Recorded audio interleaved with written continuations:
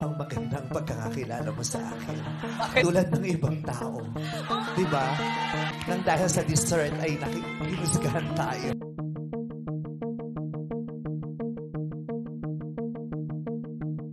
Matapos nga ang naging anunsyo ng MTRCB hinggil sa 12-day suspension ng It's Showtime kahapon, September 4 ay napanood pa rin ngayong araw ang It's Showtime ng live sa telebisyon. Kasunod nito ang live statement ng It's Showtime na naglalahad ng kanilang paninindigan na wala silang nilabag na batas. Ayon sa mga naging pahayag ng Showtime sa pangunguna ni Jong Hilario, ay naghain na sila ng motion for reconsideration nang sa gayon ay patuloy na makapagbigay libangan at kasiyahan ng It's Showtime sa kanilang minamahal na madlang people.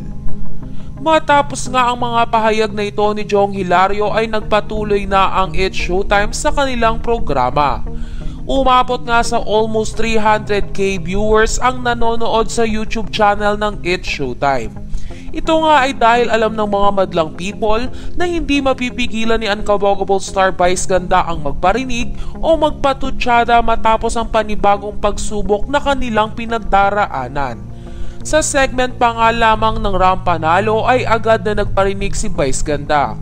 Ito nga ay matapos masaksihan ang suportang ibinibigay ng ama ng girlfriend ng contestant sa Rampanalo na si Estra. Ayon kay Vice Ganda, ang sarap naman nun, nandyan yung daddy niya, suportado ang relationship nyo. Ganon, suportahan ang mga nagmamahalan at relationships. Diba dapat sinusupport, dapat happy tayo for other people's happiness, wag inggitera. Sa segment naman ng Isip Bata ay muling nagparinig si Vice Ganda. Ito nga ay matapos makalimutan nito na tapos na ang choices sa tanong na ano ang laging nasa panalangin ng mga bata. Ayon kay Vice Ganda, may letter. The office of the movie and the television, yun yung letter. Okay, ano ang laging nasa panalangin ng It's Showtime staff? Sana, yun yung tanong. Ano kaya ang ipinagdasal ng Showtime staff kagabi?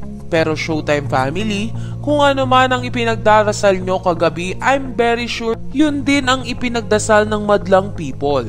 We are in this together, diba? Matapos nga itong sabihin ni Vice Ganda ay napuno ng tawanan ang It's Showtime studio. Hindi pa nga dito natapos sa segment ng Isip Bata ang mga patutsada ni Vice Ganda. Sa segment naman ng Tawag ng Tanghalan ay muli na namang nagparinig si Vice Ganda. Ito nga ay matapos siyang pasalamatan ni Romel sa ibibigay na tulong ni Vice Ganda para sa kanyang allowance sa pag-aaral at dagdag panghulog sa kanyang motor. Ayon kay Romel, maraming salamat po. Hindi po ako nagkamali ng pagkakakilala ko sa inyo. Kaya naman agad itong sinagot ni Vice Ganda. Ayon kay Vice Ganda, maraming salamat naman at sa pagkakasabi mo na yan ay mukhang maganda ang pagkakakilala mo sa akin.